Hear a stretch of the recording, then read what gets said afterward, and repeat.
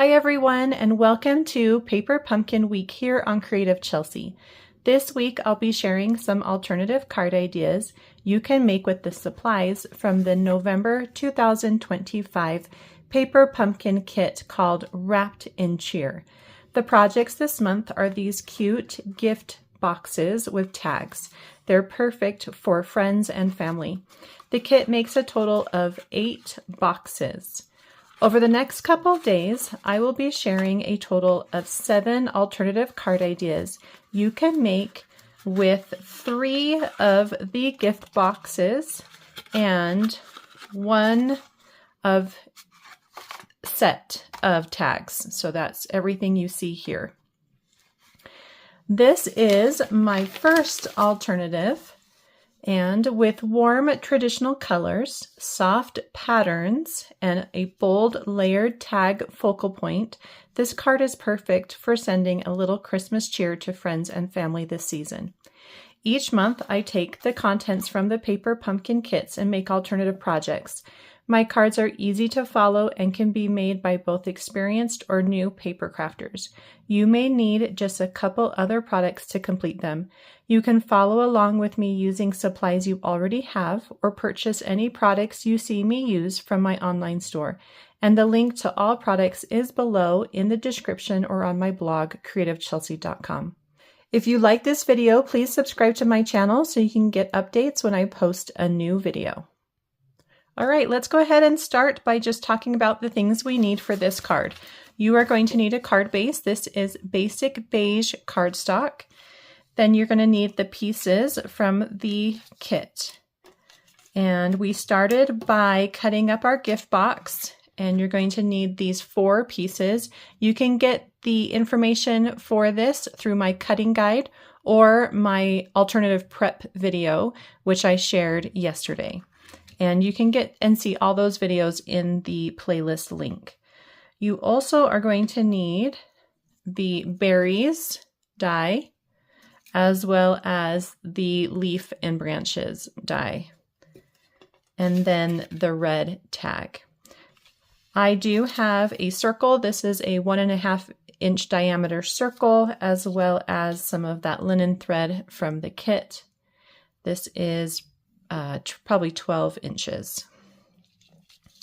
Okay, starting with our card base, let's add our pattern from that gift box first. Now the gift boxes do have some score lines on them, and I am not concerned about them. They disappear once you add all the other elements to your card. If they bother you, one great way to get rid of them is to emboss the paper. I decided not to. I felt like it would be too busy with the pattern. But you can see they're there, but they're not very noticeable. We are going to cover up these ones here in the middle with this green strip here. This strip is 3/4 of an inch by 3 3/4. And that just goes right over those score lines. But we do have that score line, and that's okay. It just gives a little interest to the card. For the tag, we're going to do some stamping on here, but I don't want to stamp on the bottom. I want to leave it nice and clean. So we're going to cover that up with some scratch paper or a Post-it note. I'm using just a Post-it note. Then with some coordinating ink, I've got Cherry Cobbler. I'm going to stamp the wreath image on this tag, and just randomly, there's no right or wrong here. Make sure to rotate the image so that way you get this little open area isn't always in the same spot.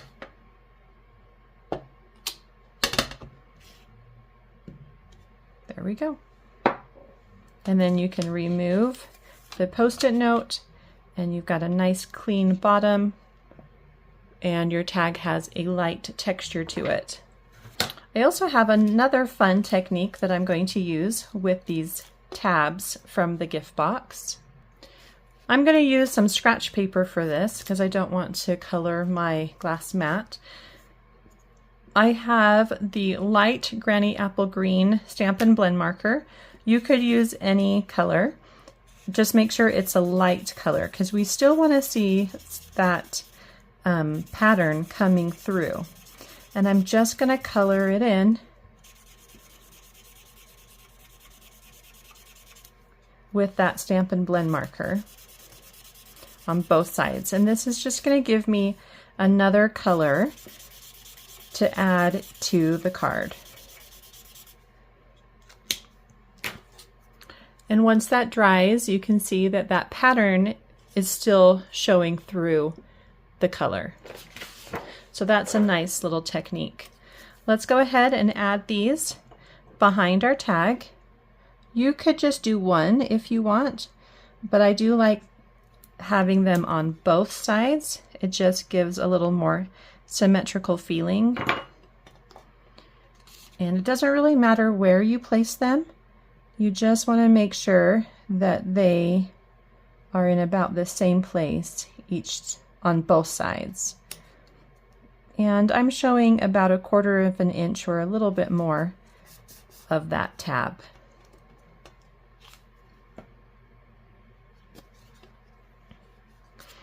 Just going to rotate and do the same thing.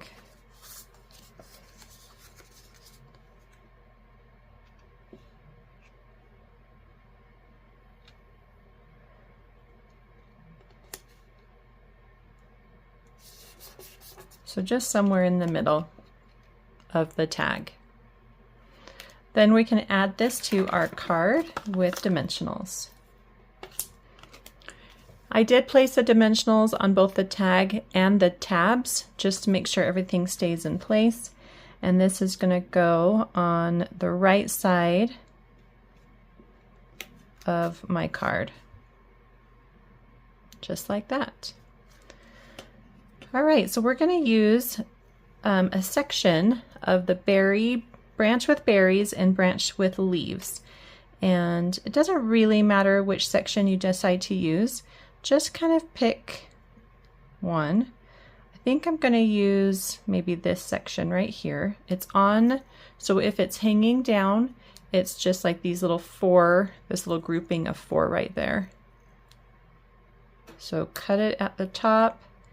And then I think just the easiest thing would be to separate these berries here. So it's going to actually be a grouping of 6, I think.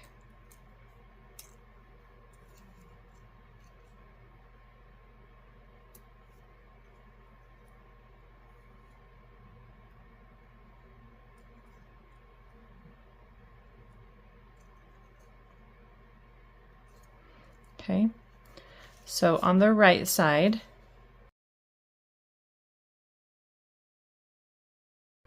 this little section up here.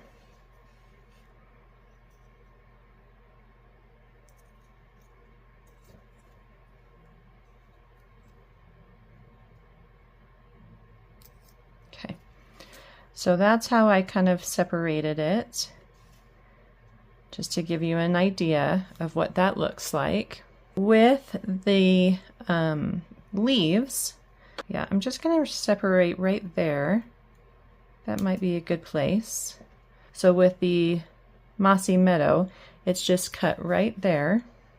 So from that same side, I am going to go kind of right up the middle here, I think. So separate that side there. Might as well do all the way up.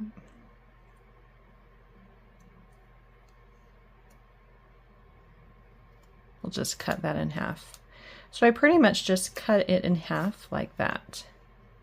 Okay, so that is how it's separated there on that one. Then these bigger pieces we'll save for some other cards.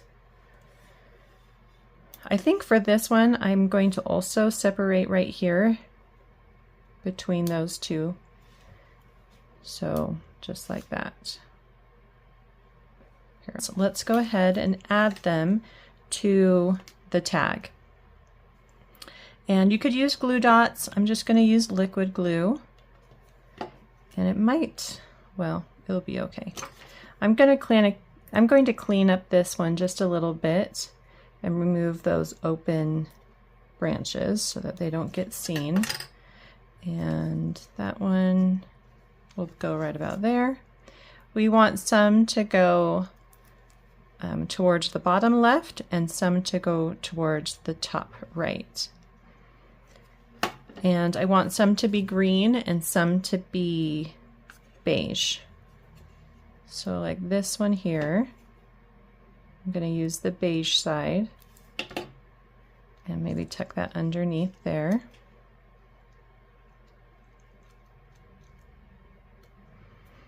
And might as well also use this, maybe right about there. Okay, so just kind of layer those together so they make some nice little arrangements. And then for the top, let's start with the beige first.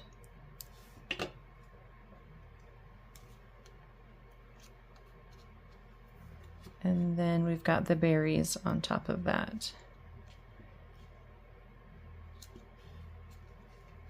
There we go. Okay, so just have fun layering all those together. Then we're going to take the 12 inches of that linen thread. I'm just going to smooth it out, and we're going to add this to the center in a faux bow. So I'm going to use a glue dot right there in the middle. This is where I'm going to put my greeting, so it doesn't need to look super great.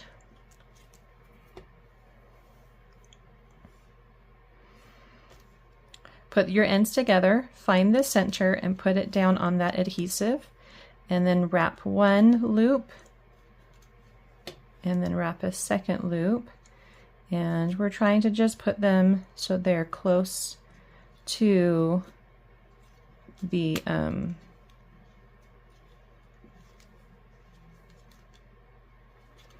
die cuts, kind of that same size, just to give a little interest and texture. Okay, once you're done with that, we're going to stamp our greeting. I'm going to use the Mossy Meadow ink spot that came in the kit and the Sending a Little Christmas Cheer stamp. And again, I'm stamping this on some basic white cardstock that is cut to a 1.5 inch circle. And then also pop that up with a dimensional or two. You could also put it a dimensional over your linen thread and such if you're worried about it coming apart. I think mine's on there pretty well. And then that just goes right in the center of the die cuts and the linen thread. And your card is all done. If you want, you can add something on the inside, maybe a piece of basic white cardstock or some stamping, but I love the simplicity of this card.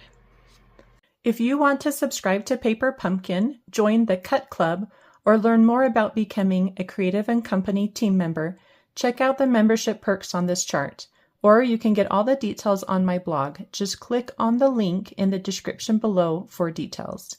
Thank you so much for watching today. I hope you enjoyed this beautiful card. If you're interested in getting more information on how to create this card, including instructions or close-up images, you can visit my blog, creativechelsea.com. If you would also like to subscribe to get your own Paper Pumpkin monthly crafting kit, the link is below in the description. Thanks so much for watching. Have a creative day. Bye.